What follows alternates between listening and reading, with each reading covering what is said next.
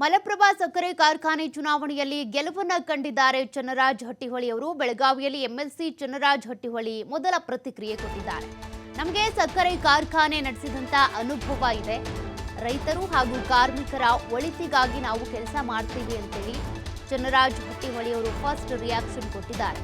ಸಕ್ಕರೆ ಕಾರ್ಖಾನೆಯನ್ನ ನಂಬಿಕೊಂಡು ಸಾವಿರಾರು ರೈತರಿದ್ದಾರೆ. ರೈತರಿಗೆ ಕೊಟ್ಟ ಭರವಸೆಯನ್ನ ನಾವು ಈಡೇರಿಸ್ತೀವಿ ಅಂತ ಭರವಸೆಯ ಮಾತುಗಳನ್ನಾಡಿದ್ದಾರೆ. ಇನ್ನು ಸಿಕ್ಕಿರುವಂತಹ ಅಧಿಕಾರವನ್ನ ದುರುಪಯೋಗ ಮಾಡಿಕೊಳ್ಳೋದಿಲ್ಲ. ಕಾರ್ಖಾನೆ ಕಾರ್ಮಿಕರಿಗೆ ಶೀಘ್ರದಲ್ಲೇ ಗುಡ್ ನ್ಯೂಸ್ ಕೊಡ್ತೀವಿ ಅಂತಾನೂ ಕೂಡ ಅಭಯ ನೀಡಿದ್ದಾರೆ. ಇನ್ನು ಪ್ರಣಾಳಿಕೆಯ ಭರವಸೆಯನ್ನ ಈಡೇರಿಸ್ತೀವಿ ಅಂತ ಚನ್ನರಾಜ್ ಹಟ್ಟಿಹೊಳಿ ಅವರು ಭರವಸೆ ಕೊಟ್ಟಿದ್ದಾರೆ.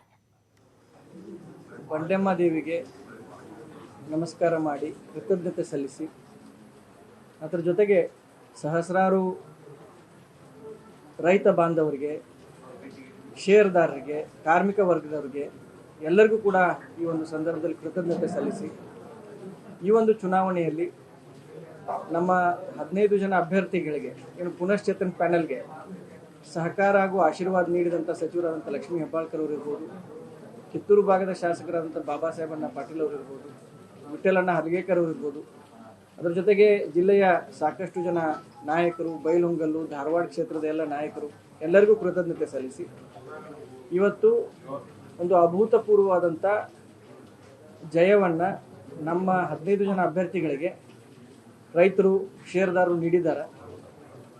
ಇದೊಂದು ಖುಷಿ, ಅದರ ಜೊತೆ ಜವಾಬ್ದಾರಿ ಕೂಡ ಹೆಚ್ಚಿಗೆ ಆಗ್ತದೆ.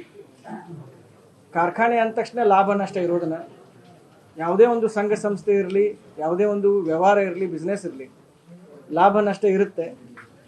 ಆದರೆ ಅದನ್ನು ಸರಿಯಾಗಿ ನಡೆಸ್ಕೊಂಡು ಹೋಗುವಂಥ ಜವಾಬ್ದಾರಿ ಇವತ್ತು ನಮ್ಮ ಮೇಲಿದೆ. ಕಾರ್ಖಾನೆಯನ್ನು ನಡೆಸಿ ನಮಗೆ ಅನುಭವ ಇದೆ. ಸುಮಾರು 6 ರಿಂದ 7 ವರ್ಷ ಈ ಶುಗರ್ ಇಂಡಸ್ಟ್ರಿಯಲ್ಲಿ ಕೆಲಸ ಮಾಡಿ ನಮ್ಗೆ ಅನುಭವ ಇದೆ. ನಾಯಕರದ್ದು ಎಲ್ಲರದ್ದು ಆಶೀರ್ವಾದ ಇದೆ. ಖಂಡಿತವಾಗಿ ಒಳ್ಳೆಯ ಕೆಲಸ ಮಾಡ್ತೀವಿ.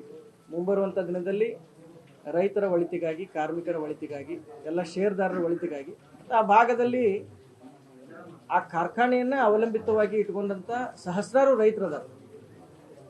ಒಬ್ರು ಇಬ್ರು ಅಂತ ಅನ್ನಕ್ಕೆ ಬರೋದಿಲ್ಲ. 10 ರಿಂದ 15 ಹಳ್ಳ್ಯಾಗ ಸಣ್ಣ ಭೂಮಿ ಇರುವಂಥ ರೈತರದಾರ. 2 ಎಕರೆ 3 ಎಕರೆ ತುಂಡು ಜಮೀನು ಅಂತ ನಾವೇನು ಕರಿತೇವೆ. ಆ ರೈತರಿಗೆ ಏನಪ್ಪ 30 ಟನ್ 40 ಟನ್ 50 ಟನ್ ಏನು ಅವ್ರು ಕಬ್ಬು ಬೆಳಿತಾರೆ. ಆ ಕಬ್ಬನ್ನು ನಾವು ಸರಿಯಾದ ಸಮಯಕ್ಕೆ ನುರಿಸ್ಬೇಕಂದ್ರೆ ಈ ಸಹಕಾರಿ ರಂಗದಲ್ಲಿರುವಂಥ ಕಾರ್ಖಾನೆ ಜೀವಂತ ಆಗಿರೋದು ಭಾಳ ಅವಶ್ಯಕ. ಅದನ್ನು ನಾವು ಸರಿಯಾಗಿ ನಡ್ಕೊಂಡು ಹೋಗ್ತೀವಿ ಮತ್ತು ರೈತರಿಗೆ ಕೊಟ್ಟಂಥ ಆಶ್ವಾಸನೆಗಳನ್ನು ಎಲ್ಲ ಈಡೇರಿಸ್ತೀವಿ ಅಂತ ಈ ಸಂದರ್ಭ. ಡೀಟೇಲ್ಸ್ ಕೊಡ್ತಾರೆ ಪ್ರತಿನಿಧಿ ಶ್ರೀಧರ್. ಈಗಾಗಲೇ ಈ ಒಂದು ಹುಕ್ಕೇರಿ ಅಥವಾ ಖಾನಾಪುರ ಚುನಾವಣೆ, ಡಿಸಿಸಿ ಬ್ಯಾಂಕ್ ಚುನಾವಣೆಯಿಂದ ಹಿಂದೆ ಸರಿದಾಗ ಚನ್ನರಾಜ್ ಹಟ್ಟಿಹೊಳಿ ಅವರ ಮುಂದಿನ ಆಪ್ಷನ್ ಏನು ಅನ್ನುವಂಥ ಪ್ರಶ್ನೆ ಇತ್ತು. ಕೊನೆಗೂ ಕೂಡ ಈ ಸಕ್ಕರೆ ಕಾರ್ಖಾನೆಯ ಒಂದು ಸ್ಪರ್ಧೆಯಲ್ಲಿ ವಿಜೇತರಾಗಿದ್ದಾರೆ, ಚುನಾವಣೆಯಲ್ಲಿ ಗೆಲುವು ಕಂಡಿದ್ದಾರೆ. ಮತ್ತೊಂದು ಕಡೆ ಲಕ್ಷ್ಮೀ ಹೆಬ್ಬಾಳ್ಕರ್ ಅವರು ಕೂಡ ಸುದ್ದಿಗೋಷ್ಠಿ ನಡೆಸಿ ಭರವಸೆ ಕೊಟ್ಟಿದ್ದಾರೆ. ಅಲ್ಲಿ ಏನು ಡೆವಲಪ್ಮೆಂಟ್ಸ್ ಇದೆ, ಗೆದ್ದೇ ಗೆಲ್ತೀವಿ ಅನ್ನುವಂಥ ಭರವಸೆ ಇದ್ದಿದ್ದಕ್ಕೇನೆ ಕಂಟೆಸ್ಟ್ ಮಾಡಿದ್ದ ಹಟ್ಟಿಹೊಳಿ ಅವರು. ನೀತಿ ಈಗ ಬೆಳಗಾವಿ ಜಿಲ್ಲೆಯನ್ನ ಕಂಟ್ರೋಲ್ ಅಂತ ತೆಗೆದುಕೊಳ್ಬೇಕಂದ್ರೆ ಏನು ಸಹಕಾರಿ ರಂಗ ಬಹಳ ಪ್ರಮುಖವಾಗಿರ್ತಕ್ಕಂಥದ್ದು. ಸಹಕಾರಿ ರಂಗದಲ್ಲೇ ಒಂದು ಪ್ರವೇಶ ಮಾಡೋದಕ್ಕೆ ಹೆಬ್ಬಾಳ್ಕರ್ ಕುಟುಂಬ ಸಾಕಷ್ಟು ಪ್ರಯತ್ನ ಮಾಡ್ತಾ ಇತ್ತು. ಡಿಸಿಸಿ ಬ್ಯಾಂಕ್ ಚುನಾವಣೆ ಮೂಲಕ ಏನು ಖಾನಾಪುರ ಮೂಲಕ ಸಹಕಾರ ರಂಗಕ್ಕೆ ಬರೋದಕ್ಕೆ ಒಂದು ಏನು ತಂತ್ರಗಾರಿಕೆ ಮಾಡಿದ್ರು. ಆದ್ರೆ ಕೊನೆ ಕ್ಷಣದಲ್ಲಿ ಅಲ್ಲಿಂದ ಹಿಂದೇಟು ಹಾಕಿದ್ರು. ಅದಾದ ಬಳಿಕ ಅಲ್ಲಿಂದ ಹಿಂದೆ ಸರಿದ ಬಳಿಕ ಹೆಬ್ಬಾಳ್ಕರ್ ಕುಟುಂಬ ಮುಂದಿನ ರಾಜಕೀಯ ನಡೆ ಏನು ಅನ್ನೋ ಒಂದು ಪ್ರಶ್ನೆ ಇತ್ತು. ಅದಕ್ಕೆ ಈಗ ಸ್ಪಷ್ಟವಾಗಿ ಉತ್ತರ ಸಿಕ್ಕಿರ್ತಕ್ಕಂಥದ್ದು ಏನಂದ್ರೆ ಕಿತ್ತೂರು ತಾಲೂಕಿನಲ್ಲಿ ಇರ್ತಕ್ಕಂಥ MK ಹುಬ್ಬಳ್ಳಿ ಮಲಪ್ರಭಾ ಸಹಕಾರಿ ಸಕ್ಕರೆ ಕಾರ್ಖಾನೆಯ 15 ನಿರ್ದೇಶಕ ಸ್ಥಾನ ಚುನಾವಣೆಗೆ ಏನು ಸ್ಪರ್ಧೆ ಮಾಡ್ತಾರೆ. ತಮ್ಮದೇ ಆದಂತ ಒಂದು ಮಲಪ್ರಭಾ ಸಕ್ಕರೆ ಕಾರ್ಖಾನೆ ಪುನಶ್ಚೇತನ ಪೆನಲ್ ಅಡಿಯಲ್ಲಿ ಸ್ಪರ್ಧೆ ಮಾಡಿ 15 ಸ್ಥಾನಗಳಲ್ಲಿ ಭರ್ಜರಿ ಮತಗಳಿಂದ ಏನು ಲಕ್ಷ್ಮೀ ಹೆಬ್ಬಾಳ್ಕರ್ ಬೆಂಬಲಿತ ಪೆನಲ್ ಏನಿದೆ ಅದು ಗೆದ್ದು ಬರುತ್ತೆ. ಈಗ ಏನು ಚನ್ನರಾಜ್ ಹಟ್ಟಿಹೊಳಿ ಅಂದ್ರೆ ಇನ್ನೊಂದು ವಾರದಲ್ಲಿ ಈ ಒಂದು ಸಕ್ಕರೆ ಕಾರ್ಖಾನೆಯ ಅಧ್ಯಕ್ಷರನ್ನ ಆಯ್ಕೆ ಮಾಡಬೇಕಾಗತ್ತೆ. ಅಲ್ಲಿ ಕೂಡ ಚನ್ನರಾಜ್ ಹಟ್ಟಿಹೊಳಿ ಅವರೇ ಅಧ್ಯಕ್ಷ ಆಗುವಂತ ಸಾಧ್ಯತೆ ಹೆಚ್ಚಾಗಿರ್ತಕ್ಕಂಥದ್ದು. ಜೊತೆಗೆ ಒಂದು ಅಂಶ ಏನಂದ್ರೆ ಮಲಪ್ರಭಾ ಸಕ್ಕರೆ ಕಾರ್ಖಾನೆ ಯಾರು ಹಿಡಿದಲ್ಲಿರುತ್ತೋ ಅವರು ಬೆಳಗಾವಿ ತಾಲೂಕು ಆಗಿರ್ಬೋದು, ಕಿತ್ತೂರು ಆಗಿರ್ಬೋದು, ಬೈಲಹೊಂಗಲ್ ಆಗಿರ್ಬೋದು, ಖಾನಾಪುರ ತಾಲೂಕು ಆಗಿರ್ಬೋದು, ಇವು ಪ್ರಮುಖ 4 ವಿಧಾನಸಭಾ ಮತಕ್ಷೇತ್ರದಲ್ಲಿ ಬಹಳ ಪ್ರಮುಖವಾದಂತ ಏನು ನಿರ್ಣಾಯಕ ಪಾತ್ರವನ್ನು ವಹಿಸ್ತಾರೆ. ಯಾಕಂದ್ರೆ ರೈತರೇ ಒಂದು ಕಾರ್ಖಾನೆ ಷೇರುದಾರರಾಗಿರ್ತಕ್ಕಂಥ ಹಿನ್ನೆಲೆಯಲ್ಲಿ ಆ ಒಂದು 4 ವಿಧಾನಸಭಾ ಮತಕ್ಷೇತ್ರ ನಡೆಯುವಂತ ಯಾವುದೇ ಸ್ಥಳೀಯ ಸಂಸ್ಥೆ ಚುನಾವಣೆ ಸೇರಿದಂತೆ ವಿಧಾನಸಭೆ, ಲೋಕಸಭೆ ಚುನಾವಣೆ ನಡೆದ್ರು ಕೂಡ ಅಲ್ಲಿ ಒಂದು ಸಕ್ಕರೆ ಕಾರ್ಖಾನೆ ಪಾತ್ರ ಬಹಳ ಪ್ರಮುಖವಾಗಿರುತ್ತೆ. ಆ ಒಂದು ಕಾರಣಕ್ಕಾಗಿ ರಾಜಕೀಯವಾಗಿ ಒಂದು ಮೈಲುಗಲ್ಲನ್ನ ಈಗ ಏನು ಹೆಬ್ಬಾಳ್ಕರ್ ಕುಟುಂಬ ಇಟ್ಟಿದೆ ಅಂತ ಹೇಳ್ಬೋದು. ಡಿಸಿಸಿ ಬ್ಯಾಂಕ್ ನಲ್ಲಿ ಹಿನ್ನಡೆ ಆದ್ರೂ ಕೂಡ ಸಕ್ಕರೆ ಕಾರ್ಖಾನೆ ಮೂಲಕ ಏನು ಸಹಕಾರಿ ರಂಗಕ್ಕೆ ಈಗ ಹೆಬ್ಬಾಳ್ಕರ್ ಕುಟುಂಬ ಪ್ರವೇಶ ಮಾಡಿದೆ.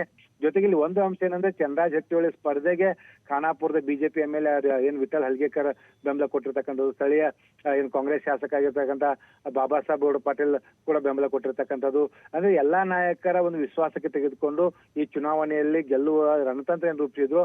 ಆ ರಣತಂತ್ರದಲ್ಲಿ ಎಲ್ಲೊಂದು ಕಡೆ ಸಚಿವ ಲಕ್ಷ್ಮೀ ಹೆಬ್ಬಾಳ್ಕರ್ ಏನು ಯಶಸ್ವಿಯಾಗಿದ್ದಾರೆ ಅಂತ ಹೇಳ್ಬೋದು. ಯಾಕಂದ್ರೆ ಕಳೆದ ಲೋಕಸಭೆ ಚುನಾವಣೆಯಲ್ಲಿ ಪುತ್ರನ ಸೋಲಾಗಿತ್ತು. ತದನಂತರ ಲಕ್ಷ್ಮೀ ಹೆಬ್ಬಾಳ್ಕರ್ ಮುಂದಿನ ರಾಜಕೀಯ ನಡೆ ಹೇಗಿರುತ್ತೆ, ಕೇವಲ ಬೆಳಗಾವಿ ಗ್ರಾಮೀಣ ವಿಧಾನಸಭಾ ಮತಕ್ಷೇತ್ರಕ್ಕೆ ಮಾತ್ರ ಸೀಮಿತವಾಗಿರ್ತಾರ ಅನ್ನುವಂತ ಚರ್ಚೆಗಳು ನಡೆದಿದ್ವು.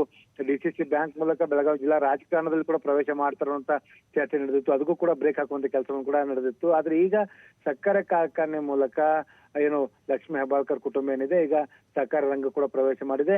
ಇದು ಮುಂದಿನ ದಿನಗಳಲ್ಲಿ ರಾಜಕೀಯವಾಗಿ ಒಂದು ಹೆಬ್ಬಾಳ್ಕರ್ ಕುಟುಂಬಕ್ಕೆ ಒಂದು ಮೈಲುಗಲ್ಲು ಅಂತ ಹೇಳ್ಬೋದು. ಯಾಕಂದ್ರೆ ಒಂದು ವಿಧಾನಸಭಾ ಮತಕ್ಷೇತ್ರದಲ್ಲಿ ನಿರ್ಣಾಯಕರಾಗುವಂತ ಒಂದು ನೇತೃತ್ವ ನಾಯಕತ್ವ ವಹಿಸಿಕೊಂಡಾಗ ಅದು ರಾಜಕೀಯವಾಗಿ ಸಾಕಷ್ಟು ಅವರಿಗೆ ಒಂದು ಶಕ್ತಿಯನ್ನು ತಂದು ಕೊಡುತ್ತೆ.